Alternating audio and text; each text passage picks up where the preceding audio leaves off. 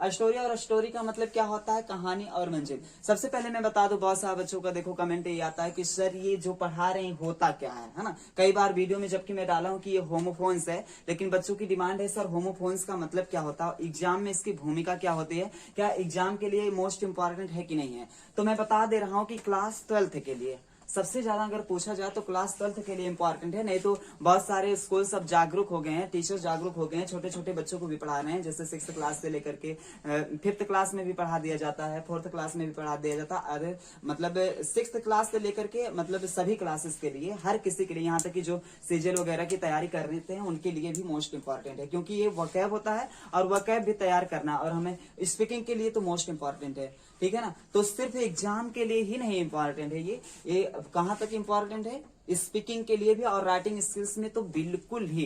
क्योंकि आप जानते हो स्टोरी और स्टोरी, अगर स्पेलिंग मिस्टेक अगर हम लोग कर देते हैं यस्से में, तो मानकर चलो आपको पता है मंजिल वाला लिखना, आप लिखकर चलाओ कहानी वाला। ठीक है ना। सोल सोल पता चला आत्मा का लिखना है तो जूते का तला लिखकर चले आओ।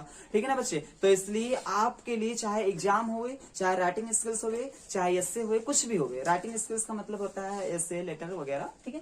तो आपके लिए मोस्ट इंपॉर्टेंट होने वाला। और एग्जाम की बात किया जाओ तो क्लास 12th में ये फिक्स है कि पूछा जाता है 2 और 2 नंबर का आता है, इसलिए आपको इसको लर्न कर लेने की जरूरत है। ठीक है ना। तो आइए चलते हैं। और सर होमोफोन्स होता क्या है, तो होमोफोन्स होता है कि एक समान ध्वनि वाले शब्द। जैसे देखो स्टोरी स्टोरी, ठीक है ना, स्टोरी स्टोरी, दोनों को स्टोरी ही पढ़ेंगे, लेकिन दोनों के स्पेलिंग में एक वर्ड कहीं लेटर कहीं इधर उधर कर दिया जाएगा। जरूर नहीं कि एक ही लेटर, 2-4 लेटर भी कर दिया जा सकता है, लेकिन चीजें पढ़ेंगे एक ही। जैसे स्टोरी स्टोरी, दोनों को हम लोग स्टोरी पढ़ रहे हैं, लेकिन एक स्टोरी का मतलब होता है कहानी, एक स्टोरी का मतलब होता है मंजिल। सर इसमें अंतर क्या है, तो देखिए आर और वाई के बीच में यहाँ कुछ नहीं है तो कहानी हो गया, लेकिन जैसे ई आया तुरंत हो गया मंजिल। तो स्टोरी का मतलब कहानी, स्टोरी का मतलब मंजिल। अंतर क्या है, ई का अंतर है। ठीक। आगे देखते हैं सोल। सोल का मतलब होता है आत्मा, सोल का मतलब होता है जूते का तला। और देखते हैं सोल में सर अंतर क्या है, तो सोल में देखिए इसमें यू लगा है, इसमें लास्ट में ई लगा है। तो सोल मतलब आत्मा और सोल मतलब जूते की तला, यानी कि जूते की तले से हम किसको मारेंगे, सोल, बुरी आत्मा को। बस आत्मा आप समझिए, बस लर्न करने के लिए आप बुरी आत्मा को मारिए। ठीक है ना। सोल का मतलब आत्मा, सोल का मतलब जूते का तला। आगे देखते हैं टेल। टेल टेल का मतलब होता है कहानी, टेल का मतलब होता है पूंछ। आप जानते हो पूंछ वाला इंसान बहुत ही खतरनाक होता है, जैसा कि बजरंग बली। ठीक है ना। बजरंग बली को याद कर लीजिए, पूंछ, और बजरंग बली की कहानी बड़ी तेज है। ठीक है ना। तो टेल का मतलब, सर टेल में अंतर क्या है, तो अंतर हम लोग देख सकते हैं, ए लगा तो कहानी, ए आई लग गया तो पूंछ हो गया। ठीक है।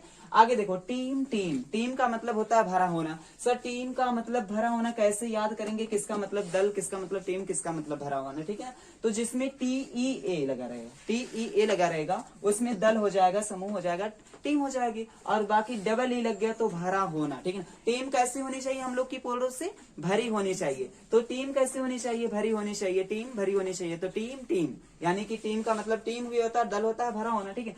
अर्बन। अर्बन अर्बन में अंतर क्या है सर, तो अर्बन में देखा जाए तो अर्बन यहाँ पोल लिखा गया, यहाँ ई लगा दिया गया, अर्बन, है ना। तो अर्बन अर्बन अर्बन का मतलब शहरी, अर्बन का मतलब सुसभ्य संस्कृत। शहरी व्यक्ति कैसा होता है, सुसंस्कृत होता है, सुसभ्य होता है, लेकिन लोग बोलते हैं गांव वाला सुसभ्य होता है। ठीक है ना। हम लोग गांव के वासी हैं। ठीक है। आर्टिस्टिक, ठीक है ना। आर्टिस्टिक हमें लगता है आपको दिख नहीं रहा होगा, फिलहाल आप लोग लिख सकते हो, कोई बात नहीं, इसको छोड़ दिया जा रहा है, दूसरे वीडियो में डाल दिया जाएगा। ठीक है। आगे देखिए अंपायर और अंपायर। बच्चे बोल रहे हैं नहीं सर बता दीजिए। आर्टिस्टिक का मतलब होता है सुंदर और कलात्मक, और एक आर्टिफिशियल होता है, उसका मतलब बनावटी होता है। आर्टफुल आप लोग लिख लीजिए, आर्टफुल का मतलब चतुर और चालाक, आर्टफुल। और क्या, आर्टिफिशियल, आर्टिफिशियल का मतलब होता है बनावटी। ठीक है ना। ये सब हम लोग जानते भी हैं। ठीक है। अंपायर। अंपायर अंपायर में सर अंतर क्या है, तो अंपायर में देखिए यहाँ यू लगा है और यहाँ ई लगा है। जहां यू लगा निर्णायक, यू आपका निर्णय होगा। ठीक है ना। यू का निर्णय होगा। और साम्राज्य कब हो जाएगा, जब ई लगा। ठीक है ना। तो ई साम्राज्य और यू निर्णायक। ठीक है ना। मतलब यू निर्णायक है और ई साम्राज्य। ठीक है ना। तो ई का यू का मतलब निर्णायक, ई का मतलब साम्राज्य। बस अंपायर लर्न कर लीजिए। वोकेशन वोकेशन, ठीक है ना। वैकेशन, वैकेशन का मतलब देखिए, वैकेशन का मतलब लंबी छुट्टी आप बोलते हो, और वोकेशन का मतलब पेशा होता है, लोग बोलता है। ठीक है ना। वेल वेल वेल, ठीक है ना। अब देखो वेल, आप लेंच वाला एक चैप्टर पढ़े होंगे जिसका मतलब घाटी होता है। वेल का मतलब घाटी होता है, आपने देखा होगा, बहुत दूर से घाटी दिखती थी ना। तो देखो वेल का मतलब होता है घूंघट, और वेल का मतलब रोना भी होता है। तो अब बताइए घाटी, ये भी घाटी समझ लीजिए, ठीक है ना। तो घाटी घूंघट अगर बताइए घाटी तक रहेगा तो लोग रोएगा ही ना, कैसे चल पाएगा, देख पाएगा कैसे, है ना। तो वेल का मतलब घाटी। सर अंतर क्या है, तो अंतर इसमें ए लगा, इसमें आई लगा, और इसमें क्या लगा, डब्लू, है ना। डब्लू देखेंगे, वी नहीं देखेंगे, ठीक है ना, यहाँ डब्लू देखेंगे। डब्लू लगा तो रोना, आई लगा तो घूंघट, ए लगा तो घाटी, ठीक है ना। ये चीज बिल्कुल ध्यान देंगे। आगे वेन वेन वेन, क्या सर इसका अर्थ ये हुआ कि मतलब इतना हम लोग इसकी हिंदी लिख करके आएंगे तो पूर्ण नंबर एग्जामिनर दे देगा? जी नहीं, बिल्कुल नहीं। आपको पूरा नंबर फिर भी नहीं मिलेगा। तो कैसे मिलेगा? वाक्य में प्रयोग करना पड़ेगा। इस सेंटेंस को, इस सेंटेंस नहीं सॉरी, ये वर्ड जो है इसको एक सेंटेंस बना देना। सेंटेंस कैसे बनाएंगे? जैसे मान लीजिए ये घाटी है वेल, तो आप बोलोगे this is well, this is nice well, ठीक है ना। आपको ये चीज बोलना रहेगा। घूंघट, ठीक है ना, तो घूंघट वाली औरत, ठीक है ना, घूंघट वाला इंसान बोल सकते हो, कोई दिक्कत नहीं। रोना वह रोता है, ठीक है, कुछ भी बोलो। आगे देखो, ये तो वर्ब है, ठीक है। आगे देखो वेन वेन वेन, वेन का मतलब होता है व्यर्थ, नष्ट और घटाना या कम करना। सर घटाना कम करना कैसे लर्न करेंगे? तो मैंने फिर देखो ये बोल रहा हूं, जैसे इसमें लर्न किया सेम इसमें भी वही चीज लर्न करना है। वेन देखो यहाँ ए लगा तो व्यर्थ करना, ई लगा तो नष्ट, डब्ल्यू लगा तो घटाना या कम करना। ये ऐसे याद करेंगे तो जल्दी याद होगा। बस आपके लिए शॉर्ट तरीका लेकर के आया हूँ। आई होप कि आपको पसंद आया रहेगा, ठीक है, आपको पसंद आएगा, ठीक है। आगे देखिए वेव, वेव, वेव का मतलब लहर। हम लोग वेग बोलते चले आए, लेकिन वेव बोलना, वेव का मतलब होता है लहर, है ना। किसकी लहर? समुद्र की लहर, नदियों की लहर, झरनों की लहर, बहुत सारी चीजों की लहर होती है। आपकी भी कभी काल साइकिल की लहर होती है, लहराता हुआ इंसान चलता है, ठीक है ना। तो वेव का मतलब होता है लहर, वेव का मतलब छोड़ना। सर कैसे अंतर? तो डब्ल्यू के बाद एक खाली आया तो लहर, आई भी आ गया तो छोड़ देना, छोड़ना, ठीक है। आगे देखते हैं वेस्ट और वेस्ट। वेस्ट का मतलब बर्बाद करना, कमर, ठीक है ना। तो कमर बर्बाद करना, ठीक है ना। तो कमर का मतलब होता है वेस्ट और वेस्ट। देखो इसमें वेस्ट में अंतर क्या है, तो आपको कमर वाला याद होगा या तो बर्बाद करने वाला, क्योंकि बचपन से हम लोग कमर को पढ़ते आए हैं, ठीक है।